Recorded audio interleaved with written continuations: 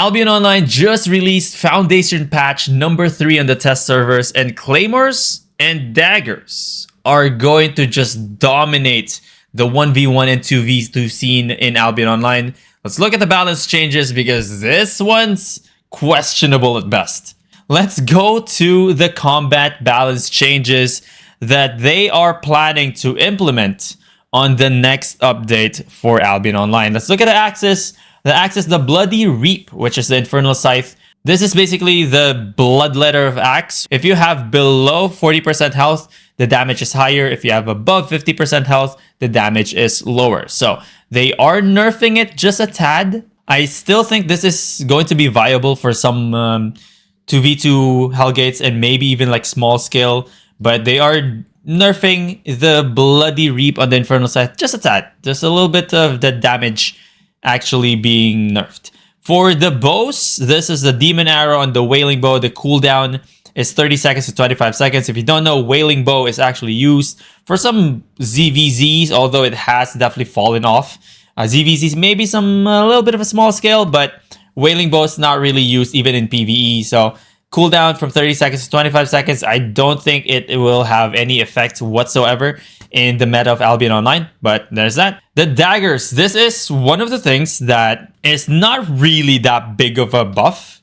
Sunder Armor from 2 meters to 3 meters really isn't something to write home about, but the Sunder Armor, if you don't know, is the targeted Q ability of the Daggers, and it's mainly used for 2v2 Hellgates. It's just really annoying because low cooldown, shredding your defenses, acid damage, and now it is just slightly more difficult to kite away from the Sunder Armor because of that extra range. But obviously, the cleanse on any leather hood, your face scale hat, which actually immunes you to debuffs, can also still work. Life Touch for 2v2 Hellgates as well can also still work. So this is not really a big deal, but they made it more difficult for players to actually kite away from the Sunder Armor. The Hammers, here we go. Let's look at the Hammers.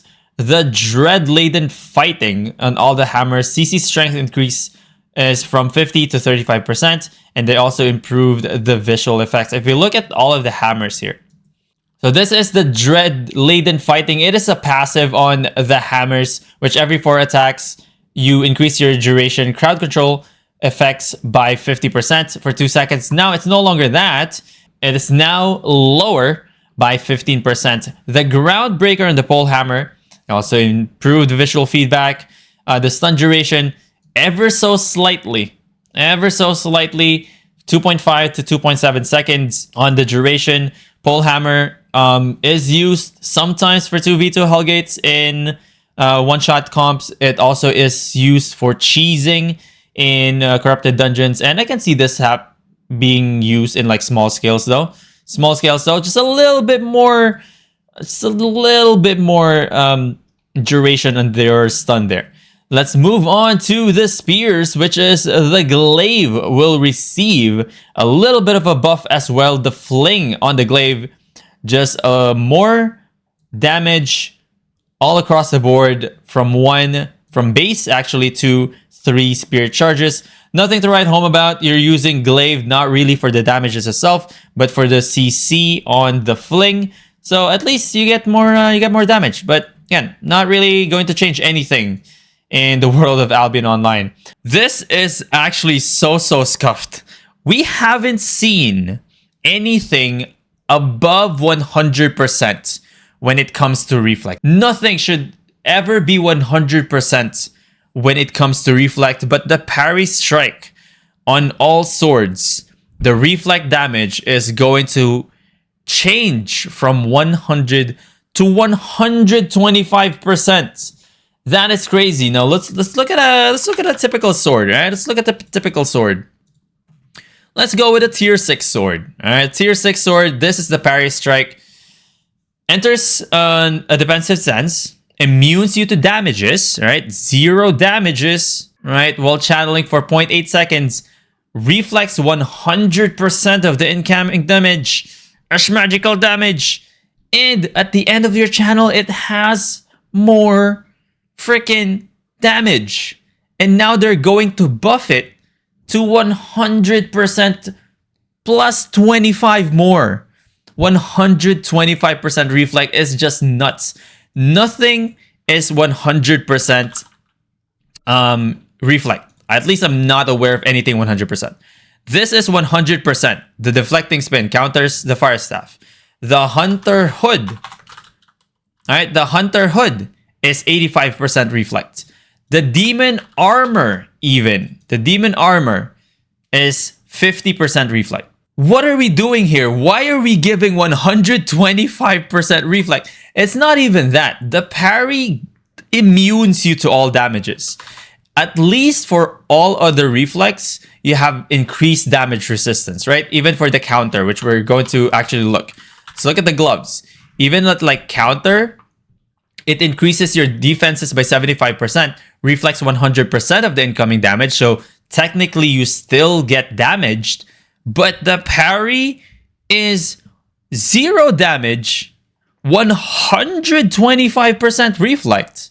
It's just, what are we doing here? Why not just make it 200% reflect at this point? But there's that. It doesn't stop there. The Claymore is also going to get a buff. Now the charge deals damage to all enemies it passes through. To those who are not familiar with the Claymore and do not use it in 1v1 or 2v2 Hellgates, this is what we have. 1v1 is actually kind of like it's barely usable in 1v1, but I think the buff really here comes from small scale or 2v2. In 2v2, Claymores are actually so nasty. Now, this charge right here is supposed to be like a targeted. It's a targeted thing which deals damage to one target. Now, what they're going to do is make sure that all of the enemies that you pass through while charging will get damage as well. And it can deal 1000 damage on 3 stacks on a 20-second cooldown. But here's what makes the Claymore so freaking OP. Okay? Not only that it deals a lot of damage, it makes you immune to crowd control effects, debuffs, and damages for 1 second when you're channeling. So there is like a channel time here. If you use that, the E of the Claymore, you're immune to damages and crowd controls and everything basically for 1 second. And you stun you dash towards the targeted position, you stun your target for 0.8 seconds, and it ignores crowd control resistances, and it deals damage. So, yeah, it has damage, it has CC, it has mobility, it has everything. And I don't know who is smoking something in SBI's headquarters, but like, why are we doing this? It's not even this, all right? I'm okay with the Claymore as it is. This is a ridiculous additional buff. But what I really don't like about this is the difference between Carving Sword. The Carving Sword, obviously, it's different, right? It's different. It is the shred. But it is a shred, but also it will kind of look the same now. Obviously. The Carving Sword, if you E, it's not targeted. It still shreds whoever it passes through, which had like a really good distinction. Claymore was single target. Carving Sword could be single target, but it can also be group. Now, basically, it's for group as well. The sword is also going to be the Claymore is also going to be potentially for groups because it deals a lot of damage. So there's that. It's just, yeah, it ignores CC resistance and incoming damage, and it's along with the parry strike. I don't know what they're trying to do here, but it's going to be ridiculous. If you're a Claymore user, they're obviously rejoice. It's nuts. Expect to see more Claymores in 2v2 Hellgates. I don't think you will see more of this in 1v1 Corrupted Dungeons. I don't really see it. You may see Claymores now in Mist as well, a good alternative for the Carving Sword, because of that immune. The immunity for 1 second is just insane. You can basically dodge full casting for a fire staff. The one hand curse E could also be nerfed. You can also counter with that immunity of 1 second the last strike of the prowling staff. So it's just so powerful, and you can't stop it because it's immune to crowd control effects. So there's that. Now moving on to the maces. The defensive slam on all maces increases the duration from 3 seconds to 4 seconds. The Dreaded fighting on all maces as well, similar to all of the hammers, decreased to 35%. The Sacred Ground on all maces, oh, the duration actually is reduced. The Sacred Ground is reduced from 4 seconds to 3 seconds. This is actually really good for a really good nerf for arenas. There's also, I would say, a good balance for the Sacred Ground and from the defensive slam, making it more viable for the defensive slam to be used. And the Oath Keepers. Ooh, the Oath Keepers, the Blessed Aurora, increase the max target from 5 to 10 and healing range from 6 meters to 8 meters. So this is actually really good for small scale fights. You can let your teammates pass through your Oath Keepers.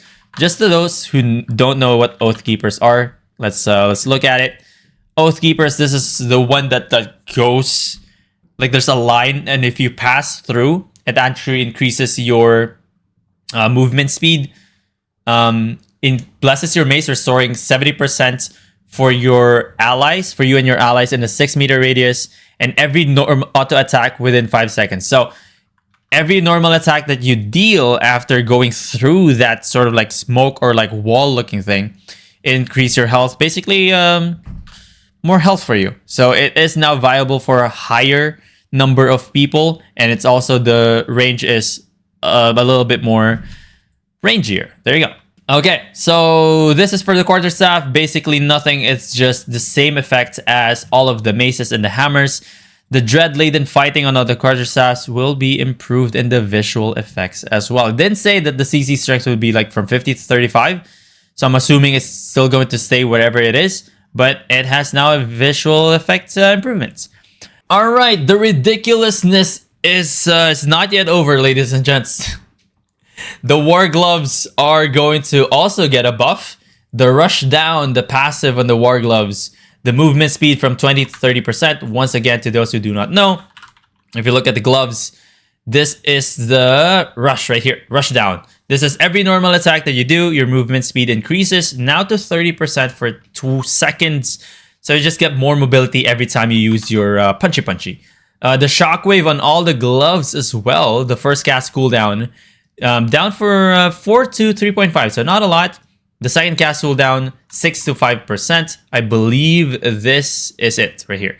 The Shockwave is where you range attack first, and if you hit someone, you can now dash for the second rush down. It's actually a really good alternative because a lot of gloves usually use this, the Dragon Leap, which is like dash, knock up, dash, knock up. So this is actually a really good alternative now.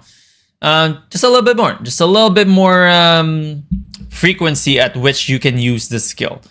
All right, let's go to the counter, which also is getting reworked a little bit and definitely getting buffed. All right, War Gloves, the counter is one of the biggest counters actually to the Fire Staff. They added a new combo attack, Follow Through. For 4 seconds, dash to the first target marked by counter. The dash range from 20 to 32 meters and the cooldown is 15 seconds. So look at the counter. This is the counter. Currently, the counter works as this. You enter a counter stance for 1.2 seconds, increases your defenses by 75%, reflex that 100% of incoming damage as magical damage, and upon actually taking the damage, you leap towards the target. Now, if I understand this correctly, the follow through is now a recastable ability where if you take damage, the first person that actually damages you will be marked with the counter, and you have 4 seconds to either dash into the opponent, choose to dash, or choose not to dash. I think this is a way to maybe buff it a little bit, because there were a couple of times where there was like 1v1 and there was like a mob involved. They used counter and the mob attacked them and they automatically just dashed towards the mob, making them lose. So this is actually a really good buff if you are using the counter ability on all of the gloves, especially against a fire staff. It could be really fun.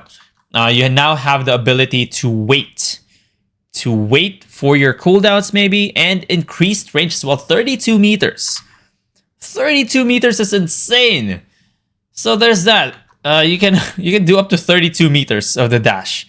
The helmets will also be reworked. The ice block on the cleric cowl cannot be cancelled by the caster anymore. Oh, that is interesting. Ice block now, I would say this is a nerf. I would say this is a big nerf. Currently in the version of Albion Online that we have, if you use a cleric cowl, it is up to 4.75 seconds. Now you can be in an ice block and choose when you actually emerge from the ice block. Now you can no longer do that, and it's also lower in cooldown. So if you use the ice block, you'll be there for the entire 4 seconds. You can't use this anymore, sort of like maybe an alternative to soldier helmet. Because even the soldier helmet, you need to like channel everything, right? This is interesting. I wonder why this is. A lot of tanks, I think, still uses Cleric Cowl in some cases for ZVZs. I know they use Cleric Cowl to counter 2v2 Hellgate double DPS. But this is interesting. I expect Cleric Cowls to be less used now because of this change. Lesser duration, and also you can't decide when to actually go out of that anymore. Interesting. Very, very interesting. Let's move on to the armors. The Lifesteal Aura on the Hellion Jacket. Damage above 80%. Oh, lower across everything. They are nerfing the Hellion Jacket. And I believe if we look at this, if we go to the Hellion Jacket, right here, steals 100% of the health of the enemy lost. So you are actually going to get lesser heals now. I think this is good balancing, or honestly it's a nerf. It's good for arenas because sometimes when melees just go to the middle of the fight, they use Hellion Jacket. It's just all over the place. You get healed so much, especially if you have more than 3 there in arenas. And it has like a really wide range of effect. So this is actually really good. Expect the Hellion Jacket to... I still think it's going to be used for small scale and for arenas, but they can no longer just rely on the Hellion Jacket to get their health back up. So that is all of the changes that are coming to Foundation Patch number 3. This was released 12 hours ago, and this is on the test server if you want to check that out. This is not yet fixed though. They're testing this still. I'm really hoping that they just get rid of this. I think it blurs the line between the Claymore and the Carving Sword. And I don't think this is like a good change in that scenario, because there should be a distinction between both. I know Carving is for shredding, and Claymore is for like damage and stun and immunity. It would be good to see changes in the meta for the Mist, but I don't think this is it. And also, like, let's rethink this. Let's rethink the 125% damage reflect, because this is like a new thing. This is like unprecedented level of change in Albion Online where we actually increase above 100%. I think the sword buffs should be rethink. There might be better ways to actually make the swords more powerful than making this like just ridiculous. It's ridiculous how they're actually doing this. But it is in the test server. Maybe it's not yet time to overreact. But those are the changes that are coming. Hope that they actually balance things because it's getting a little crazy here with the 125%. If you have any thoughts, leave them in the comment section below and let's discuss. Also, join us live on Twitch at twitch.tv/Birdstone.